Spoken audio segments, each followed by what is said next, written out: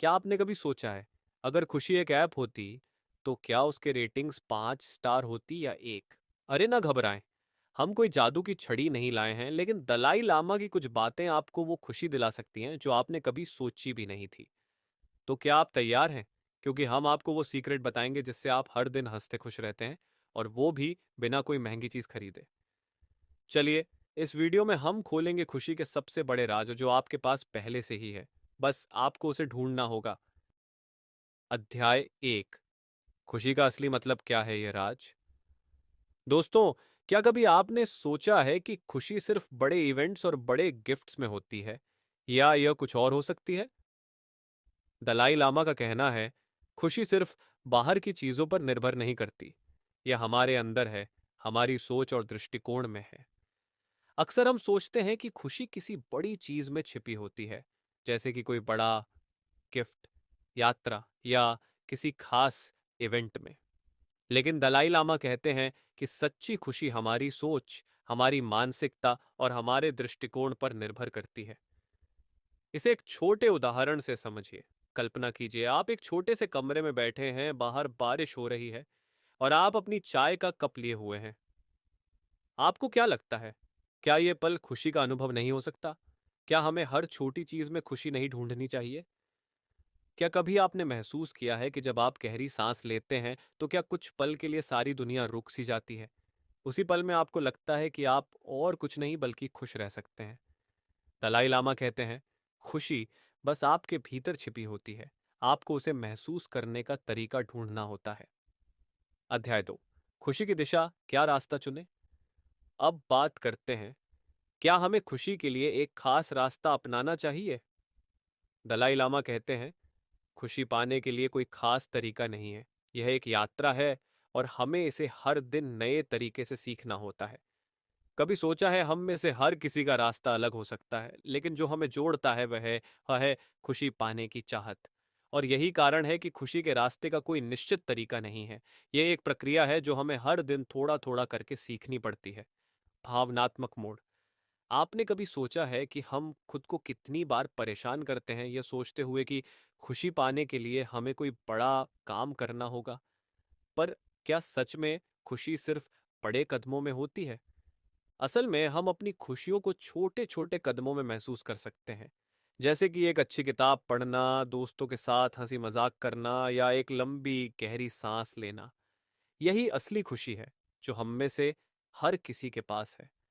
जब हम एक लक्ष्य हासिल करने का सोचते हैं तो हम अपने रास्ते में आने वाली हर छोटी चीज को नजरअंदाज कर देते हैं। लेकिन क्या आपको नहीं लगता कि छोटी छोटी खुशियां ही असली रास्ता हैं? अध्याय 3। आत्म संयम और खुशी, मस्त रहो, कोई टेंशन नहीं। आत्म संयम क्या है? क्या यह खुशी से जुड़ा हो सकता है? दलाई लामा का कहना है, खुशी को पाने के लिए हमें अपनी इच्छाओं और सोच पर नियंत्रण रखना पड़ता है। अगर हम इसे समझते हैं तो हमारी खुशी स्थिर और संतुलित रहती है। इसे समझिए, जब हम अपनी इच्छाओं और भावनाओं पर कंट्रोल करते हैं तो हम अपने भीतर संतुलन बना सकते हैं। यही संतुलन हमें खुश रहने में मदद करता है। गहरी सोच। जब हमें लगता है कि हमारी इच्छाएं बहुत बढ़ रही हैं, तो क्या कभी हमने खुद से पूछा है, क्या सच में इस चीज की जरूरत है? कभी कभी सिर्फ खुद से कह देना कि मैं खुश हूं क्योंकि मैं अपने आप से संतुष्ट हूं, ये एक अद्भुत एहसास होता है। याद रखिए, जितना कम हम चीजों की चिंता करते हैं उतना ही अधिक हम खुशी को महसूस कर पाते हैं। जैसे कि अगर आपके पास बहुत सारी चीजें नहीं हैं तो क्या आप खुशी से जीने के लिए तैयार नहीं हो सकते? ये एक दिलचस्प सवाल है। अध्याय 4। बुरे वक्त में भी खुशी, मुस्कुराओ, सब ठीक होगा। जिंदगी में हम कभी ना कभी मुसीबतों का सामना करते हैं। क्या तब हमारी खुशी कहीं खो जाती है? दलाई लामा कहते हैं, मुसीबतें आती हैं, लेकिन अगर हम उन्हें हल्के दिल से स्वीकार करें तो हम हमेशा खुश रह सकते हैं। इसे समझिए, जब हम मुस्कुराते हैं तो पूरी दुनिया भी हमारे साथ मुस्कुराती है। जब हम परेशान होते हैं तो खुद को एक पल के लिए शांत करने की कोशिश करें और देखिए कितनी आसानी से हमारी मुसीबतें हल हो जाती हैं। सहजता से मुस्कुराना। कभी आपने ये महसूस किया है कि जब कोई छोटा सा हादसा होता है तो भी आप हंसने की कोशिश करते हैं? जैसे आपके कपड़े गंदे हो जाएं या कोई गलती हो जाए, क्या आप मुस्कुरा नहीं सकते? दलाई लामा कहते हैं, अगर आप मुस्कुराते हुए कठिनाइयों का सामना करते हैं तो सब कुछ आसान लगने लगता है। याद रखिए, मुस्कुराहट आपकी ताकत है, जो मुसीबतों के बीच भी आपको खुशी और शांति देती है। अध्याय 5। खुशी और शांति संतुलन बनाना है जरूरी। दलाई लामा कहते हैं, शांति और खुशी का सही संतुलन हमारे जीवन को स्थिर बनाता है। क्या कभी आपने सोचा है कि शांति का मतलब सिर्फ चुपचाप बैठना नहीं होता, बल्कि यह उस शांतिपूर्ण विचारों से भरा हुआ मन होता है जिसे हम अपने दिन में लाते हैं। आपकी खुशी तभी स्थिर हो सकती है जब आप शांति को अपने जीवन का हिस्सा बना लें। भावनात्मक मोड़। क्या कभी आपने सोचा है कि हम जितना शांति से जीते हैं उतना ही खुश रहते हैं? एक बार खुद से कहें, आज मुझे शांतिपूर्वक अपने विचारों में डूबकर खुशी मिलेगी। दलाई लामा के शब्दों में शांति और खुशी का संतुलन आपकी जिंदगी को सुकून और संतुष्टि से भर देता है। व्यवहारिक उपाय। जब भी आपको लगे कि आप परेशान हो रहे हैं तो कुछ पल खुद को शांति देने के लिए निकालें। गहरी सांस लें, अपने विचारों को शांत करें और महसूस करें कि आपके भीतर एक नई ऊर्जा भर रही है। अध्याय 6। रिश्तों में खुशी, थोड़ा हंसी मजाक और गंभीर बातें। दोस्तों, रिश्तों का महत्व हम सभी समझते हैं, पर क्या कभी आपने सोचा है कि खुशी रिश्तों में हंसी मजाक से भी आती है? दलाई लामा कहते हैं, सच्ची खुशी रिश्तों में होती है जब हम एक दूसरे से समझ और प्रेम के साथ जुड़े होते हैं। लेकिन क्या कभी आपने अपने रिश्तों में कुछ हल्की फुल्की बातें और हंसी डाली है? तो क्या ये रिश्तों को और भी गहरा नहीं कर देता? भावनात्मक और मजेदार पंक्ति। क्या आप जानते हैं कि जब दो लोग एक दूसरे के साथ हंसते हैं तो वह रिश्ते में एक अनमोल बंधन जोड़ता है? क्या आपने कभी अपनी परेशानियों को रिश्तों में मजाक बनाकर हल किया है? यही वह छोटा सा हंसी मजाक है जो रिश्तों में खुशियों का तड़का डालता है। व्यावहारिक उपाय। रिश्तों में थोड़ा हंसी मजाक रखें ताकि तनाव कम हो और हमेशा खुश रहे। कभी कभी ऐसे समय में एक छोटा सा हंसी का झोंका सबसे ज्यादा जरूरी होता है। अध्याय 7। खुशी का सबसे बड़ा राज वर्तमान में जीना। दलाई लामा कहते हैं, जाल असली खुशी वर्तमान में जीने से आती है। क्या कभी आपने महसूस किया कि जब आप वर्तमान में होते हैं तो समय की गति बिल्कुल रुक सी जाती है? जब हम इस पल को पूरी तरह से जीते हैं तो हमें अपने आने वाले कल की चिंता नहीं रहती। गहरी सोच। कभी सोचा है कि हम कितना वक्त खुद को आने वाले समय की चिंता में डाल देते हैं? दलाई लामा हमें यह सिखाते हैं कि खुश रहने के लिए हमें अब भी को जीना चाहिए। व्यवहारिक उपाय। इस पल को जीने की कोशिश करें और देखिए आपका जीवन कितना शांत और खुशहाल हो जाता है। हर दिन खुद से कहें, आज का दिन मेरे पास है, मैं इसे अपने तरीके से जीता हूं। अध्याय 8। करुणा खुशी की सबसे बड़ी कुंजी। क्या आपने कभी सोचा है कि दूसरों के लिए करुणा और दया दिखाना हमारी खुशी को बढ़ा सकता है? दलाई लामा कहते हैं, जब हम दूसरों के लिए अच्छा करते हैं तो हमें भी अंदर से खुशी मिलती है। करुणा वह ताकत है जो हमें न केवल दूसरों के लिए अच्छा बनने में मदद करती है, बल्कि खुद को भी खुश रखने में सहायक होती है। वह कहते हैं, हम जो देते हैं वही हमें लौटता है।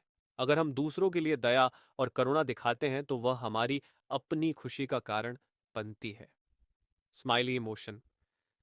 क्या कभी आपने किसी की मदद की और फिर उसके चेहरे पर मुस्कान देखी? वह पल न केवल उस व्यक्ति के लिए बल्कि आपके लिए भी एक बड़ी खुशी का कारण बन जाता है।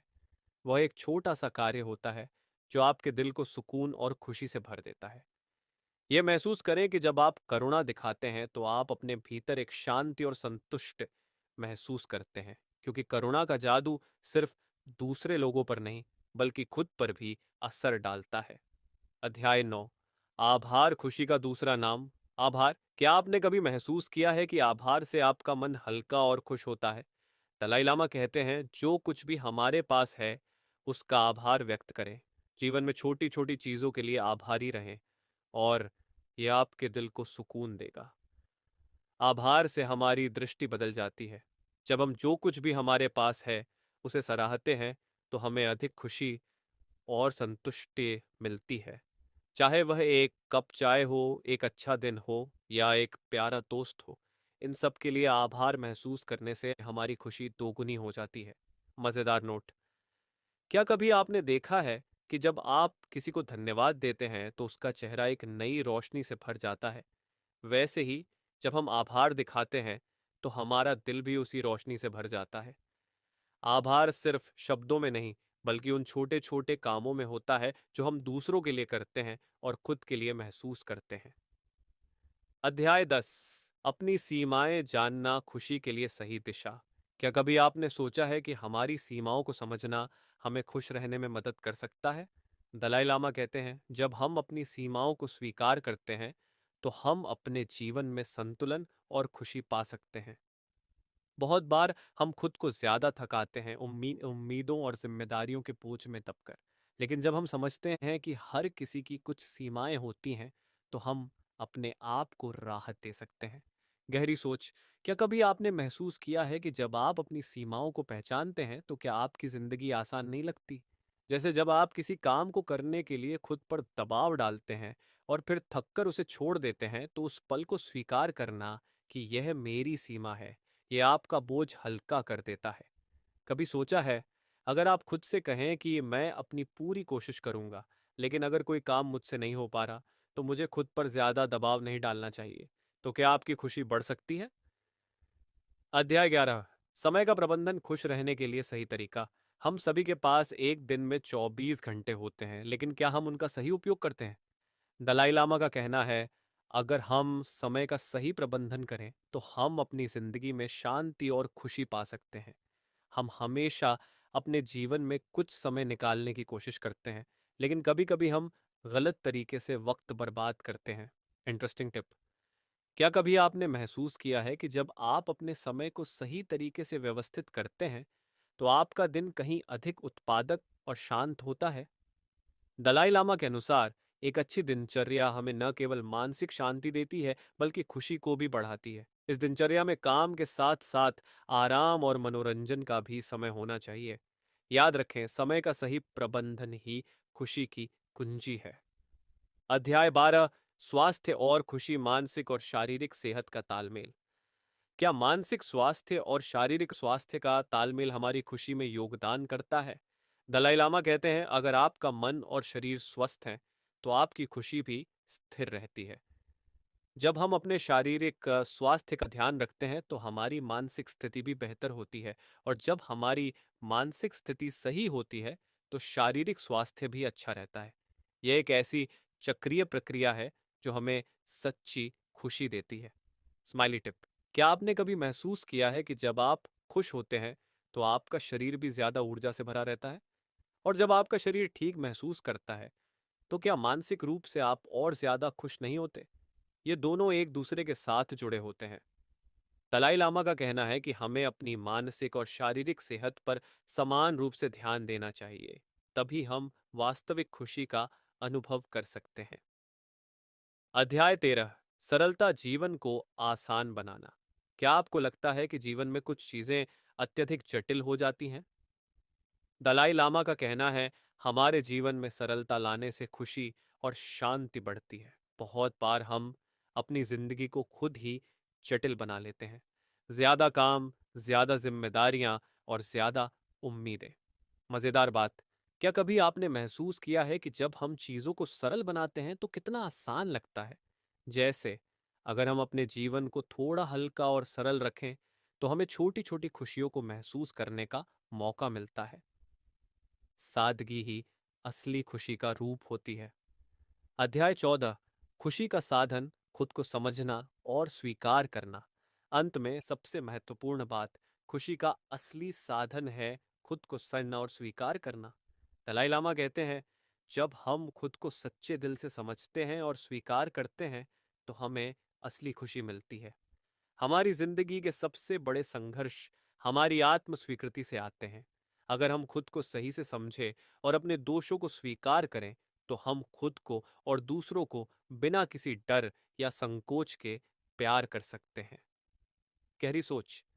क्या आप खुद को प्यार करते हैं? क्या आप अपनी कमियों और अच्छाइयों को स्वीकार करते हैं? दलाई लामा का कहना है कि जब हम खुद को सच्चे रूप में समझते हैं तो हमारी जिंदगी में सच्ची खुशी और शांति आती है। इन सभी अध्यायों में हमने दलाई लामा के विचारों को जीवन से जुड़ी कहानियों और भावनाओं के साथ मिलाकर आपको एक सरल और दिलचस्प तरीका दिखाया है जिससे आप अपनी खुशी को पहचान सकें और उसे हर पल महसूस कर सकें। तो अब आप जान गए होंगे, खुशी किसी महंगे गिफ्ट या छुट्टियों में नहीं बल्कि आपके दिमाग में छिपी है। अगर आपको ये वीडियो थोड़ा भी मजेदार लगा तो लाइक और सब्सक्राइब कर दीजिए, वरना खुशी आपसे रूठ जाएगी। आगे और मस्ती और ज्ञान के साथ मिलेंगे। तब तक खुश रहिए और याद रखिए, सच्ची खुशी बोरिंग नहीं होती।